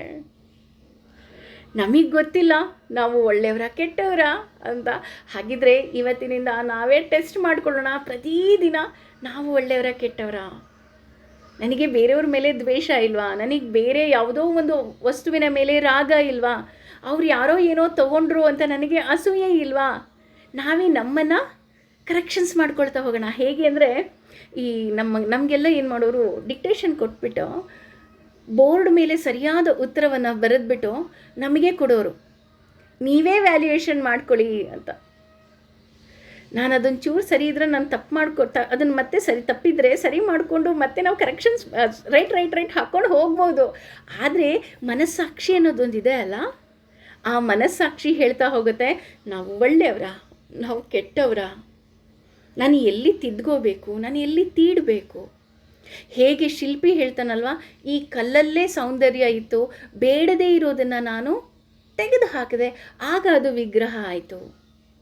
ಹಾಗೆ ಪ್ರತಿದಿನ ಒಂದು ಚಾಣ ಮತ್ತು ಸುತ್ತಿಗೆಯನ್ನು ಇಟ್ಕೊಂಡು ಭಗವಂತ ಹೇಳಿದನಲ್ಲ, ಶ್ವಾಸ ಮತ್ತು ನಿಶ್ವಾಸದಲ್ಲಿ ಧ್ಯಾನದಲ್ಲಿ ಕುಳಿತು ನಿನ್ನ ಚಿಂತನೆಯ ಮಂಥನವನ್ನು ಮಾಡು ಅನ್ನೋ ಹಾಗೆ ನಮ್ಮ ಚಿಂತನೆಯ ಮಂಥನವನ್ನು ಮಾಡಿ ಪ್ರತಿದಿನ 10 minutes we will sit and we will think about our self. ನಾನು ಎಲ್ಲಿದ್ದೀನಿ, ವಾಟ್ ಈಸ್ ಮೈ ಲೆವೆಲ್? ನಾನು 1ನೇ ಕ್ಲಾಸಲ್ಲಿದ್ದೀನಾ, 2ನೇ ಕ್ಲಾಸಲ್ಲಿದ್ದೀನಾ, 3ನೇ ಕ್ಲಾಸಲ್ಲಿದ್ದೀನಾ ಅಂತ ಹೇಗೆ ನಾವು ಕ್ಲಾಸ್ಗಳು ಹೇಳ್ತಾ ಹೋಗ್ತೀವಿ, ಹಾಗೆ ಪ್ರತಿದಿನ 10 ನಿಮಿಷ ಕೂತ್ಕೊಂಡು, ಇವತ್ತು ನಾನು 0ನಲ್ಲಿದ್ದೀನಿ. ಪ್ರತಿಯೊಬ್ಬರೂ ಅಷ್ಟೇ 0. ಪ್ರತಿದಿನ ಒಂದೊಂದೇ ಮೆಟ್ಲು ಹತ್ತುತ್ತಾ ಹೋಗೋಣ. ನಮ್ಮ ಚಿಂತನದ ಮಂಥನ ಮಾಡಿ. ಬೇರೆಯವ್ರ ಬಗ್ಗೆ ಚಿಂತನ ಮಂಥನ ಮಾಡೋದು ಬೇಡ. ಅವ್ರು ಕೆಟ್ಟವರ, ಇವ್ರು ಕೆಟ್ಟವರ, ಅವ್ರು ಒಳ್ಳೆಯವರ, ಇವ್ರು ಒಳ್ಳೆಯವರ, ಬೇಡ. We don't want. ನಾನು ಒಳ್ಳೆಯವಳ? ಅಯ್ಯೋ ಇವತ್ತು ನಾನು ಕೋಪ ಮಾಡಿಕೊಂಡೆ, ಇವತ್ತು ನನಗೆ ಆಸೆ ಆಯಿತು, ಇದನ್ನು ನಾನು ಪಡಬಾರ್ದು, ಈ ರೀತಿ ಚಿಂತನವನ್ನು ಮಾಡ್ಕೋ. ಇದು ಇನ್ನೂ ಒಂದು ಹೇಳ್ತಾ ಹೋಗ್ತಾನೆ ಭಗವಂತ.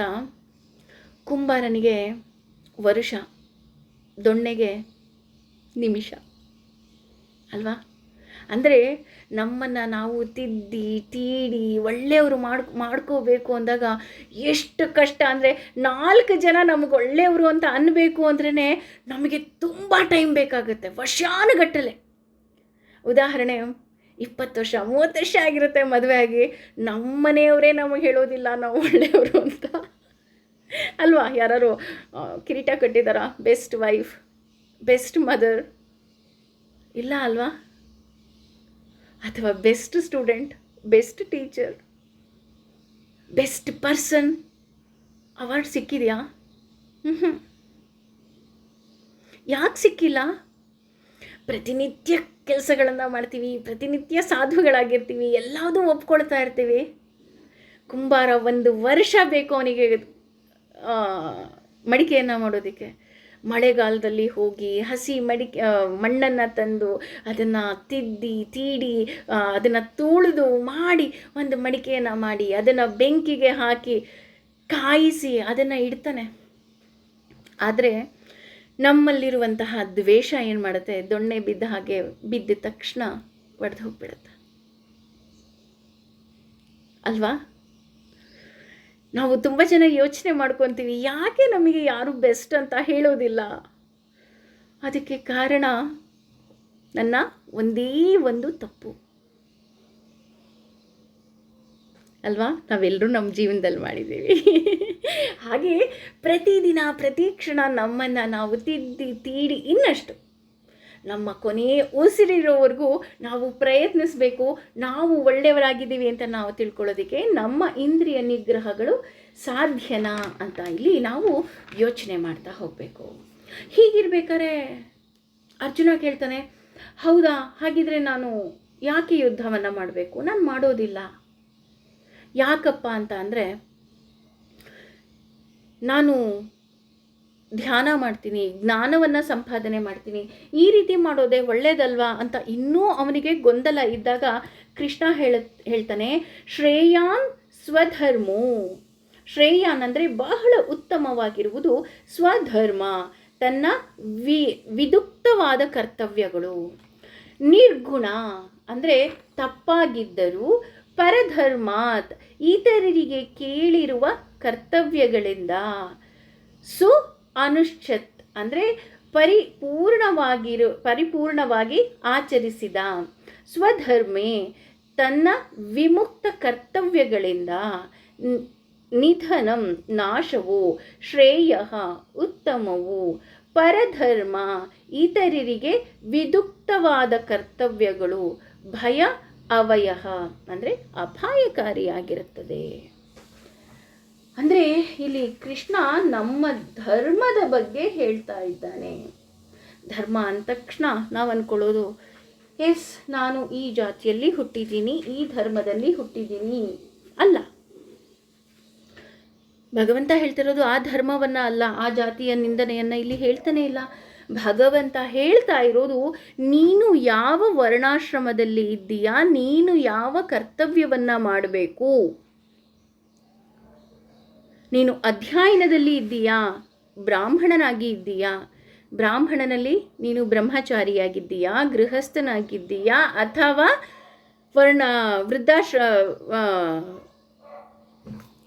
ವರ್ಣಾಶ್ರಮ ಯಾವುದು ಅಂತ ನೀನು ಕಂಡುಹಿಡಿ. ಹಾಗೆ ನೀನು ಕ್ಷತ್ರಿಯನಾಗಿದ್ದೀಯಾ. ಅದಕ್ಕೆ ಇಲ್ಲಿ ಕೃಷ್ಣ ಹೇಳ್ತಾ ಇರೋದು, ಶ್ರೇಯಾನ್ ಸ್ವಧರ್ಮೋ ಅಂದರೆ ಇಲ್ಲಿ ನೀನು ಕ್ಷತ್ರಿಯ. ಇಲ್ಲಿ ಕ್ಷತ್ರಿಯ ಅಂತಲೇ ಯಾಕೆ ಉದಾಹರಣೆ ತಗೊತಾ ಇದ್ದಾರೆ ಅಂದರೆ, ಅರ್ಜುನ ಇಲ್ಲಿ ಕ್ಷತ್ರಿಯನಾಗಿದ್ದಾನೆ. ಹಾಗಾಗಿ ನೀನು ಕ್ಷತ್ರಿಯನಾಗಿರುವುದರಿಂದ ನೀನು ಯುದ್ಧ ಮಾಡುವುದೇ ಒಳಿತು. ಇದಕ್ಕೆ ಈಗಿನ ಕಾಲದ ಉದಾಹರಣೆ ಕೊಡಬೇಕು ಅಂದರೆ, ಕೆಲಸಕ್ಕೆ ಹೋಗ್ತಾ ಇರೋ ಹೆಣ್ಣು ಮಕ್ಕಳು ಪಾಪ ಅವರೆಲ್ರಿಗೂ ಒಂದು ಹ್ಯಾಟ್ಸ್ ಆಫ್. ಡೆಲಿವರಿ ಆಗಿರುತ್ತೆ. ಡೆಲಿವರಿ ಆದಾಗ ಕೊನೆಯ ಪಕ್ಷ 1 ವರ್ಷವಾದರೂ ದೇ ವಾಂಟ್ ಬ್ರೇಕ್. ಯಾಕೆ ಬ್ರೇಕ್ ಬೇಕು? ಅಯ್ಯೋ ನನ್ನ ಕೆರಿಯರ್ ಹಾಳಾಗೋಗುತ್ತೆ. ನೋ, ನಿನ್ನ ಕೆರಿಯರ್ ಹಾಳಾಗುತ್ತೆ ಅಂತ ನೀನು ಯೋಚನೆ ಮಾಡಬೇಡ. ನಿನ್ನ ಕರ್ತವ್ಯ ಏನು? ಆ ಪುಟ್ಟ ಮಗುವಿಗೆ ಹಾಲುಣಿಸುವುದು. ಆ ಕೆಲಸವನ್ನು ಬೇರೆ ಯಾರೂ ಮಾಡೋದಕ್ಕಾಗೋದಿಲ್ಲ. ಹಾಗಾಗಿ ನೀನು ಬ್ರೇಕ್ ತಗೊಳ್ಳೇಬೇಕು. ಅಯ್ಯೋ ಇವತ್ತು ಏಕಾದಶಿ ಅಂತೆ, ನಾನು ಬೆಳಗ್ಗೆ ಎದ್ದು ತಕ್ಷಣ ಪಾರಾಯಣವನ್ನು ಮಾಡಲೇಬೇಕು ಅಲ್ಲ. ನೀನು ಗೃಹಿಣಿಯಾಗಿದೆಯಾ? ಮೊದಲು ನಿನ್ನ ಜವಾಬ್ದಾರಿ ನಿನ್ನ ಗಂಡ ಮನೆ ಮಕ್ಕಳನ್ನು ನೋಡು, ನಂತರ ಈ ಕೆಲಸವನ್ನು ಮಾಡು. ಹಾಗಾಗಿ ಪರಧರ್ಮಾತ್ ಅನುಷ್ಠಿತ. ನಾವು ಯಾರನ್ನೂ ಫಾಲೋ ಮಾಡೋದು ಬೇಡ, ಪರಧರ್ಮವನ್ನು ಫಾಲೋ ಮಾಡಬೇಡ. ಪಕ್ಕದ ಮನೆಯವರು ಹಾಗೆ ಮಾಡಿದ್ರಂತೆ, ನಾನು ಹೀಗೆ ಮಾಡಬೇಕು. ನಮ್ಮ ಹೆಂಗಸರಲ್ಲಿ ಇರುವಂತಹ ಸಾಕಷ್ಟು ಕೆಟ್ಟ ಬುದ್ಧಿ ಅಂದರೆ ಅದೇನೆ, ವಿ ವಿಲ್ ಫಾಲೋ ಸಂಬಡಿ. ಅವ್ರು ಆ ಕೆಲಸ ಮಾಡ್ತಿದ್ದಾರೆ, ನಾನು ಈ ಕೆಲಸ ಮಾಡಬೇಕು. ಅವ್ರು ಆ ಪೂಜೆ ಮಾಡ್ತಿದ್ದಾರೆ, ನಾವು ಈ ಪೂಜೆ ಮಾಡಬೇಕು. ಅವರು ಅದು ಯಾವುದೋ ಒಂದು ದೇವಸ್ಥಾನಕ್ಕೆ ಹೋಗಿ ಅದೇನೋ ಒಂದು ಪೂಜೆ ಮಾಡಿಸಿದ್ರಂತೆ, ಅವ್ರಿಗೆ ಯಾವುದೋ ಒಂದು ಲಾಟ್ರಿ ಹೊಡೀತು, ನಾನು ಈ ಕೆಲಸವನ್ನು ಮಾಡಿದ್ರೆ ನಾನು ಈ ಲಾಟ್ರಿ ಹೊಡೆದ್ಬಿಡುತ್ತೆ. ಇಲ್ಲ, ನಿನ್ನ ಧರ್ಮ ಏನಿದೆ ನೀನು ಪಾಲಿಸು. ಈಗ ಉದಾಹರಣೆ, ಯಾರೋ ಒಬ್ಬರು XYZ, ನಾನು ಆಗಲೇ ಹೇಳಿದೆ, ಈಗ ತಾನೇ ಮಗು ಹುಟ್ಟಿದೆ, ನಿನ್ನ ಕರ್ತವ್ಯ ಏನು? ನೀನು ಹಾಲುಣಿಸೋದು. ಅಥವಾ ನಿನ್ನ ಮಗುಗೆ ಎಕ್ಸಾಮ್ ಇದೆ, ನಿನ್ನ ಕರ್ತವ್ಯ ಏನು? ನೀನು ನಿನ್ನ ಮಗುವನ್ನು ಮೊದಲು ಎಕ್ಸಾಮ್ಗೆ ಬಿಡೋದು. ಅಥವಾ ಇನ್ಯಾವುದೋ ಮನೆಯಲ್ಲಿ ವಯಸ್ಸಾದ ವೃದ್ಧ ತಂದೆ ತಾಯಿ ಇರ್ತಾರೆ, ಅವರ ಕರ್ತವ್ಯ ಏನು? ನೀನು ಅವರನ್ನು ನೋಡ್ಕೊಳ್ಳೋದು. ಅದು ಧರ್ಮ. ಅದಕ್ಕೆ ಇಲ್ಲಿ ವಿಷ್ಣು ಸಹಸ್ರನಾಮದಲ್ಲೂ ಹೇಳಿದ್ದಾರೆ, ಭಗವದ್ಗೀತೆಯಲ್ಲೂ ಹೇಳಿದ್ದಾರೆ, ಧರ್ಮ ಅನ್ನುವ ಏನು ವಿವರಣೆ ಇದೆ ಅದು ಪ್ರತಿಯೊಬ್ಬರ ಜೀವನದಲ್ಲೂ ಬದಲಾಗ್ತಾ ಹೋಗುತ್ತೆ. ಇದಕ್ಕೆ ಬೆಸ್ಟ್ ಎಕ್ಸಾಂಪಲ್ ಕೂಡ ಕೊಡ್ತಾರೆ. ಕಣ್ಣು ನೋಡುತ್ತೆ, ಕಿವಿ ಕೇಳುತ್ತೆ, ಬಾಯಿ ಮಾತಾಡುತ್ತೆ, ಅದು ಅದರ ಧರ್ಮ. ಬಾಯಿ ಕೇಳಲ್ಲ ಅಂದ ತಕ್ಷಣ ಅದು ಅಧರ್ಮ ಅಲ್ಲ. ಬಾಯಿ ಧರ್ಮ ಏನು? ಮಾತಾಡೋದು. ಕಿವಿ ಧರ್ಮ ಏನು? ಕೇಳೋದು. ಅದು ನೋಡಲ್ಲ ಅಂತ ನಾನು ಅಧರ್ಮದಲ್ಲಿ ಇದೆ ಅಂತ ಹೇಳಲಿಕ್ಕಾಗತ್ತಾ? ಆಗಲ್ಲ ಅಲ್ವಾ? ಹಾಗೇನೆ ಇಲ್ಲಿ ನಿನ್ನ ಧರ್ಮವೇನು ಅಂತ ನೀನೇ ಪರೀಕ್ಷೆ ಮಾಡು. ಆಗ ಮಾತ್ರ ನೀನು ಶ್ರೇಯಾನ್ ಸ್ವಧರ್ಮೋ ವಿಗುಣ ಅಂತ ಹೇಳ್ತಾರೆ. ವಿಗುಣ ಅಂತ ಅಂದರೆ ಇಲ್ಲಿ ಅದು ತಪ್ಪಾಗಿದ್ದರೂ ಸಹ, ಅಂದರೆ ಇಲ್ಲಿ ತಪ್ಪು ಅಂತ ಯಾಕೆ ಇಲ್ಲಿ ಹೇಳ್ತಾರೆ? ವಿಗುಣ ಅಂದರೆ ದೋಷ ಅಂತ, ಸಾರಿ ತಪ್ಪು ಅಂತಲ್ಲ, ದೋಷ ಅಂತ. ಅದರಲ್ಲಿ ದೋಷ ಇದ್ರೂ ನಿನಗೆ ದೋಷ ತಟ್ಟೋದಿಲ್ಲ. ಅಯ್ಯೋ ಬೆಳಗ್ಗೆ ಎದ್ದು ಫಸ್ಟ್ ಮನೆ ಕೆಲಸ ಮಾಡಿ ದೀಪ ಹಚ್ಚಿ ಆಮೇಲೆ ಉಳಿದ ಕೆಲಸ ಮಾಡಬೇಕಂತೆ ಇವತ್ತು ಯಾರೋ XYZ ಗುರೂಜಿ TV ನಲ್ಲಿ ಹೇಳಿದ್ದಾರೆ. ಇಲ್ಲ, ಅದು ನಿನ್ನ ಧರ್ಮ ಅಲ್ಲ. ನಿನ್ನ ಧರ್ಮ ಏನೋ ನಾನು ಆಗಲೇ ಹೇಳದ್ನಲ್ಲ, ನೀನು ಯಾವ ವರ್ಣಾಶ್ರಮದಲ್ಲಿ ಇದ್ದೀಯಾ, ಯಾವ ವರ್ಣದಲ್ಲಿ ಇದೆಯಾ, ನೀನೇ ಕ್ಯಾಲ್ಕುಲೇಟ್ ಮಾಡಿ ನಿನ್ನ ಫಸ್ಟ್ ಬೆಳಗ್ಗೆ ಎದ್ದೇಳುತ್ತಿದ್ದ ಹಾಗೆ ನಿನ್ನ ಟೈಮ್ ಟೇಬಲ್ ಏನು ಅಂತ ನೀನೇ ಹಾಕೋಬೇಕು. ಅಷ್ಟೇ ಅಲ್ಲ, ಇಲ್ಲಿ 2ನೇ ಪಾದದಲ್ಲಿ ಹೇಳ್ತಾ ಇದ್ದಾರೆ, ನೀನು ಕ್ಷತ್ರಿಯನಾಗಿರುವುದರಿಂದ ಅದು ಬೇರೆ ಧರ್ಮ ಮೇಲಿದ್ದರೂ ಸಹ ಅದು ನಿನಗೆ ಒಳಿತಾಗೋದಿಲ್ಲ, ನಿನಗೆ ಪಾಪ ಸುತ್ತಕೊಳ್ಳುತ್ತೆ. ಇಲ್ಲಿ ಶ್ರೇಯಾನ್ ಸ್ವಧರ್ಮೋ ವಿಗುಣ ಅಂತ ಹೇಳ್ತಾ ಇದ್ದಾರಲ್ಲ, ಅದಕ್ಕೆ ಬೆಸ್ಟ್ ಎಕ್ಸಾಂಪಲ್ ಒಂದು ಕೊಡ್ತಾ ಇದ್ದಾರೆ.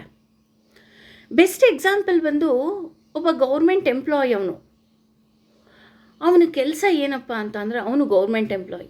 ಅರ್ಥ ಮಾಡ್ಕೊಳ್ಳಿ, ಗೌರ್ಮೆಂಟ್ ಎಂಪ್ಲಾಯ್ ಅವನ ಕೆಲಸ ಏನು ಅಂತ ಅಂದರೆ ನೇಣು ಹಾಕೋದು.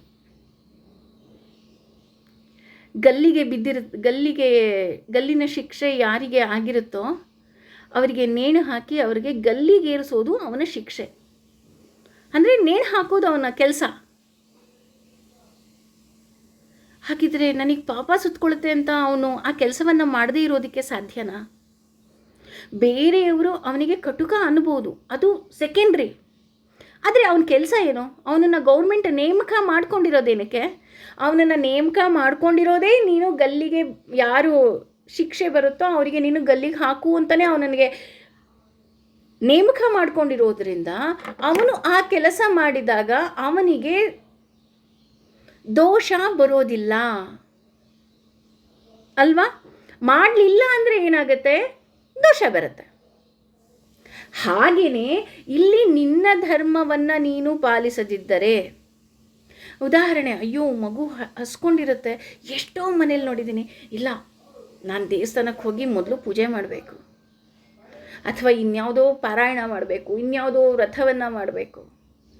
ನೀನು ಬೇರೆಯವರ ನಿನ್ನ ಮನೆಯ ಕೆಲಸ ಕಾರ್ಯಗಳನ್ನು ಮಾಡದೆ ನೀನು ಇನ್ಯಾವುದೋ ಕೆಲಸಕ್ಕೆ ಪ್ರಾಮುಖ್ಯತೆ ಕೊಟ್ಟಾಗ ಅದು ನಿನಗೆ ಪುಣ್ಯವನ್ನು ತಂದು ಕೊಡುವುದಿಲ್ಲ. ಅಷ್ಟೇ ಅಲ್ಲ, ಇಲ್ಲಿ ಸ್ವನಿಧನಂ ಶ್ರೇಯ ಅಂದರೆ ನೀನು ನಿನ್ನ ಕೆಲಸವನ್ನು ಮಾಡ್ತಾ ಮರಣ ಹೊಂದಿದರು. ಈಗ ಅರ್ಜುನ, ನೀನು ಯುದ್ಧ ಮಾಡ್ತಾ ಇದೆಯಾ ಅಲ್ವಾ, ಯುದ್ಧ ಮಾಡ್ತಾ ಮಾಡ್ತಾ ನೀನು ಸತ್ರು ನಿನಗೆ ವೀರ ಮರಣ ಪ್ರಾಪ್ತಿಯಾಗತ್ತೆ. ಅದೇ ನೀನು ಈ ಯುದ್ಧವೇ ಬೇಡ ಅಂತ ಹೇಳಿ ನಾನೇನಾದರೂ ಹೋಗಿ ಕಾಡಲ್ಲಿ ಕೂತ್ಕೊಂಡು ನಾನು ತಪಸ್ ಮಾಡ್ತಾ ಇದ್ರೂ ನಿನಗೆ ಯಾವುದೇ ಪುಣ್ಯದ ಫಲ ಬರೋದಿಲ್ಲ. ಅದಕ್ಕೋಸ್ಕರನೇ ಎಷ್ಟೋ ಎಕ್ಸಾಂಪಲ್ಸ್ ಕೊಡ್ತಾ ಹೋಗ್ತಾರೆ. ನಾವು ಹೇಗೆ ಸಂಸ್ಕಾರವನ್ನು ಕೊಡ್ತೀವಿ ಅಥವಾ ನಾವು ಯಾವ ಧರ್ಮದಲ್ಲಿ ಇದ್ದೀವಿ ಆ ಕೆಲಸ ಕಾರ್ಯಗಳನ್ನು ಮಾಡಿದಾಗ ಮಾತ್ರ ನಮಗೆ ಒಳಿತಾಗತ್ತೆ ವಿನಃ ನಾನು ಬೇರೆ ಧರ್ಮದವರು ಮಾಡಿದ್ರು ಅಂತ ನಾನು ಆ ಕಾರ್ಯವನ್ನು ಮಾಡಿದಾಗ ನನಗೆ ಶ್ರೇಯಸ್ಸು ಬರೋದಿಲ್ಲ.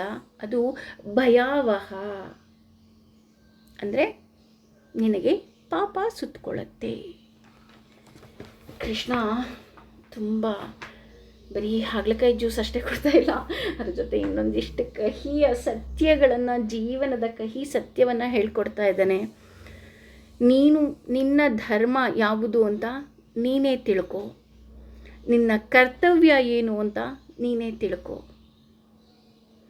ದಯಮಾಡಿ ಯಾವುದೋ ಜಾತಕಕ್ಕೋ ಅಥವಾ ಇನ್ಯಾರೋ ಹೇಳಿದ್ರು ಅಂತನೋ ಇನ್ನೇನೋ ಮಾಡಿದ್ರು ಅಂತನೋ ನೀನು ನಿನ್ನ ಧರ್ಮದಿಂದ ವಿಮುಖರಾಗಬೇಡಿ. ಹಾಗಾಗಿ ನಮ್ಮ ಧರ್ಮ, ಅದಕ್ಕೋಸ್ಕರ ನಾವೇ ಭಗವಂತನ ಕೇಳ್ಕೊಳ್ಳೋಣ, ಭಗವಂತ ನನಗೂ ಗೊತ್ತಿಲ್ಲ ನನ್ನ ಧರ್ಮ ಯಾವುದು ಅಂತ, ಸೊ ನನ್ನನ್ನು ಧರ್ಮ ಮಾರ್ಗದಲ್ಲಿ ನಡೆಸು ತಂದೆ. ಏಕೆಂದರೆ ಧರ್ಮ ಮಾರ್ಗದಲ್ಲಿ ನಡೆದಾಗ ಮಾತ್ರ ಭಗವಂತನಿಗೆ ಪ್ರೀತಿಯಾಗತ್ತೆ. ಹಾಗೆ ಇಲ್ಲಿ ಅರ್ಜುನನಿಗೂ ಹೇಳ್ತಾ ಇದ್ದಾನೆ, ನೀನು ನಿನ್ನ ಧರ್ಮವಾದ ಕ್ಷತ್ರಿಯ ಧರ್ಮವನ್ನು ನೀನು ಪಾಲಿಸಿದಾಗ ಮಾತ್ರ ನೀನು ಉನ್ನತಿಗೆ ಹೋಗ್ತೀಯಾ. ಇಲ್ಲ ಅಂದರೆ ನೀನು ಬೇರೆ ಧರ್ಮವನ್ನು ಪಾಲಿಸಿದಾಗ ಅದರ ರಿಸಲ್ಟ್ ಏನಿರುತ್ತೆ ಅದು ಭಯಾನಕವಾಗಿರುತ್ತೆ. ನೀನು ಕ್ಷತ್ರಿಯನಾಗಿರೋದ್ರಿಂದ ಮರಣ ಹೊಂದಿದ್ರು ವೀರ ಮರಣ ಆಗುತ್ತೆ. ನಿನ್ನನ್ನು ಎಕ್ಸಾಂಪಲ್ ಆಗಿ ತಗೊಳ್ತಾರೆ ಜನ. ನೋಡಿ, ಬಹಳ ಜೀವನದ ಕಟು ಸತ್ಯಗಳನ್ನು ಇಲ್ಲಿ ಭಗವಂತ ಹೇಳ್ತಾ ಇದ್ದಾನೆ. ಹೀಗೆ ಹೇಳಿದ ತಕ್ಷಣ ಅರ್ಜುನನಿಗೆ ಇನ್ನಷ್ಟು ಗೊಂದಲಗಳು ಶುರುವಾಗುತ್ತೆ. ಅವನ ಗೊಂದಲ ಏನು, ಅದಕ್ಕೆ ಭಗವಂತ ಇನ್ನಾವ ರೀತಿಯಲ್ಲಿ ಉತ್ತರವನ್ನು ಕೊಡ್ತಾ ನಮಗೆ ಇನ್ನಷ್ಟು ಮಾರ್ಗದರ್ಶಕವನ್ನು ತೋರಿಸ್ತಾನೆ ಅಂತ ಕಾಯೋಣ. ಸರ್ವಂ ಶ್ರೀ ಕೃಷ್ಣಾರ್ಪಣಮಸ್ತು. ನನಗೂ ಗೊತ್ತಿಲ್ಲ ನನ್ನ ಧರ್ಮ ಯಾವುದು ಅಂತ. ಭಗವಂತ ನನ್ನನ್ನು ಸಹ ಧರ್ಮ ಮಾರ್ಗದಲ್ಲಿ ನಡೆಸು, ಹಾಗೆ ನನ್ನಲ್ಲಿ ಕುಳಿತು ನನ್ನಿಂದ ಯಾವ ರೀತಿಯಾದಂತಹ ಮಾತು ಬರಬೇಕೋ ಅದನ್ನು ನೀನೇ ಮಾಡಿಸು ತಂದೆ ಅಂತ ಭಗವಂತನಿಗೆ ಶರಣಾಗೋಣ. ಸರ್ವಂ ಶ್ರೀ ಕೃಷ್ಣಾರ್ಪಣಮಸ್ತು.